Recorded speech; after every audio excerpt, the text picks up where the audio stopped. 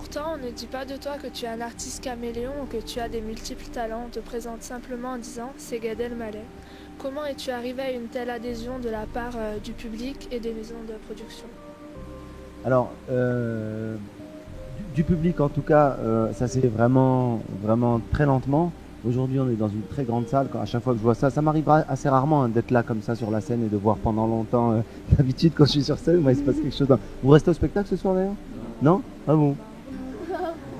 À part si vous nous invitez. Bon, faut s'organiser, hein, Eric. Bon. Ouais, mais en même temps, on n'a pas le temps.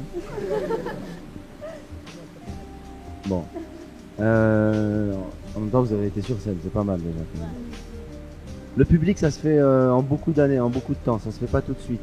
Je sais plus si c'est Coluche ou un autre comique qui a dit un truc génial, c'est on met 15 ans pour être connu du jour au lendemain. C'est Coluche qui l'a dit? Je trouve cette phrase géniale parce que souvent on me dit alors vous avez fait tel film, mais ils savent pas les galères que j'ai fait. Ils savent pas les castings que j'ai fait pour M&M's quand j'avais 20 ans et qu'on m'a refusé parce que j'étais même pas bon pour vendre du M&M's. Ils savent pas les courts-métrages que j'ai fait où je tuais des gens et j'étais ridicule. Ils savent pas, les gens ne savent pas ça, le métier ne sait pas ça, mais c'est comme ça qu'on se construit. Et avec le public, c'est une relation d'amour, moi je dirais vraiment. D'ailleurs, je compare toujours le rire avec une étreinte. Quand on se prend dans les bras, c'est le même feeling. Quand les gens éclatent de rire très fort, c'est un truc incroyable. C'est dans un jacuzzi, quoi. C'est super. Et avec, tu m'as dit avec les maisons de production, avec les producteurs, bon là c'est beaucoup plus simple. C'est-à-dire que voilà, quand ils voient que tu plais au public, il y a deux regards. Il y a un regard artistique, et il y a une réalité du métier, et une réalité économique et une réalité business. Parce que il ne faut pas qu'on se mente. C'est pour ça qu'on appelle ça le show business. À un moment donné, on fait du show, mais les producteurs doivent gagner de l'argent, ils doivent investir donc pour avoir un plateau et tout, mais il faut qu'ils gagnent de l'argent. Et quand tu me dis comment on se fait connaître par rapport aux maisons de production, il y a les grands producteurs, pour moi, c'est ceux qui ont un regard artistique et un bon regard business aussi, qui se disent, avec lui, je vais pouvoir remplir des salles. Donc, résumé, pour répondre, ça se fait par le travail. Alors le talent, on en a parlé déjà, il le faut à la base, mais par le travail, beaucoup. Moi, j'ai travaillé beaucoup. Je vais pas vous la jouer, ouais, sans travail, on n'a rien, mais je le pense.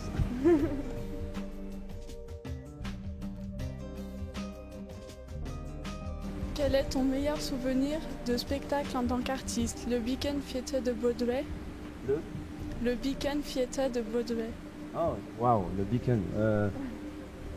Ça, c'est un grand souvenir parce que, ouais, déjà, tu vois, c'est tellement long, c'est tellement incroyable d'avoir fait le Beacon Theatre de Broadway que quand tu me l'as dit, je n'ai même pas réalisé. Je me suis dit, mais non, ah oui, ça existait vraiment.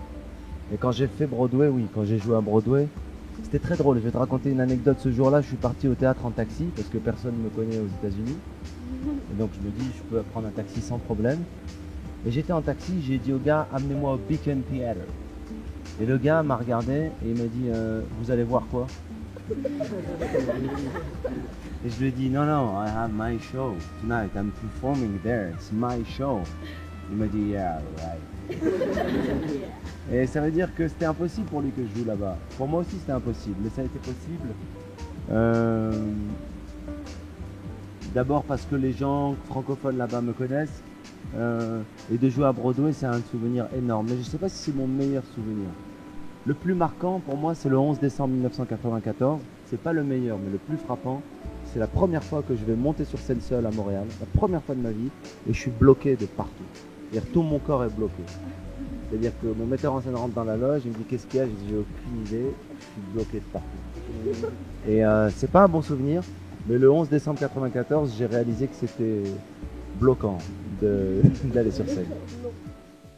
Et ton meilleur souvenir en tant que spectateur? Mon meilleur souvenir en tant que spectateur, je crois que, ouais, il y en a plusieurs, mais bon, je crois que c'est le cirque en général. C'est les clowns au cirque parce qu'ils me font pleurer. Donc c'est les souvenirs les plus émouvants pour moi, c'est le cirque. Différents cirques.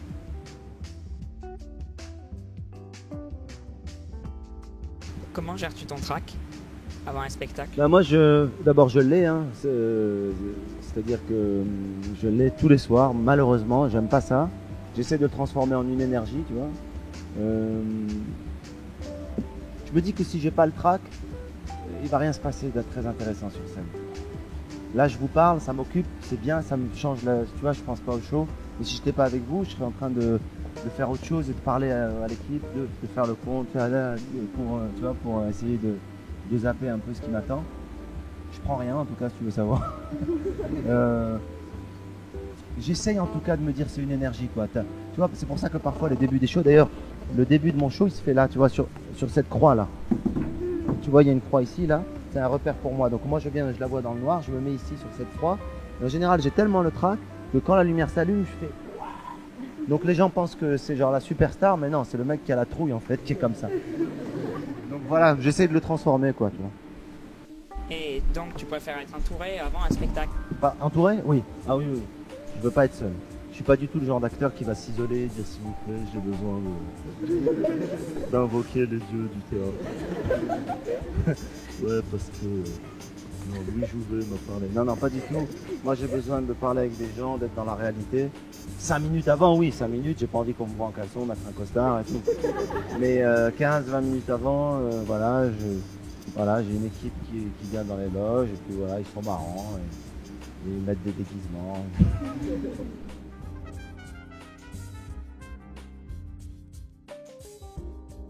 Est-ce que tu as toujours été soutenu par ta famille dans ton projet artistique? Alors, est-ce que ma mère et mon père vont voir cette interview? Je pense pas. Bon, on va dire la vérité. Si j'avais pas eu le père que j'ai eu, j'aurais jamais fait ce métier. Et si j'avais écouté mon père, j'aurais jamais fait ce métier. C'est-à-dire que lui, il a été artiste, il a été mime, je le regardais faire, ça m'a inspiré. Mais quand j'ai voulu faire du théâtre et tout, et partir en France, il m'a jamais dit, vas-y mon fils, c'est pas vrai. Il m'a encouragé après. Donc j'ai été soutenu, ils n'avaient pas le choix, vraiment. Moi quand on me dit je veux devenir comédien mais je sais pas comment faire, je dis c'est que t'as pas assez envie. Parce que quand t'as assez envie, tu sais comment faire. Tu vas voir tes parents, tu te dis même pas est-ce que je peux, tu dis ça y est, c'est comme ça. Donc moi j'ai été voir mes parents, je leur ai dit je vais faire du théâtre. Mais comment ça? Tu dis, il n'y a pas de comment ça y est, c'est ça, c'est ma vie. Donc au début ils étaient pas chauds, puis après ils voyaient que ça marchait un peu tout ça, donc ils étaient plus cool, quoi, plus détendus. Est-ce important pour toi d'avoir ta famille comme collaborateur? Ah oui. Moi j'ai eu différents producteurs. C'est un métier, pour revenir tout à l'heure, on parlait des producteurs, on parlait du métier, on parlait du business et tout ça. Il y a beaucoup malheureusement dans ce métier de gens aussi qui sont pas honnêtes. Tu vois, tu tombes sur les gens, c'est difficilement gérable d'avoir des relations honnêtes avec eux. Donc le fait d'être protégé par ta famille, c'est super agréable. Tu vas sur scène les yeux fermés, enfin c'est une expression.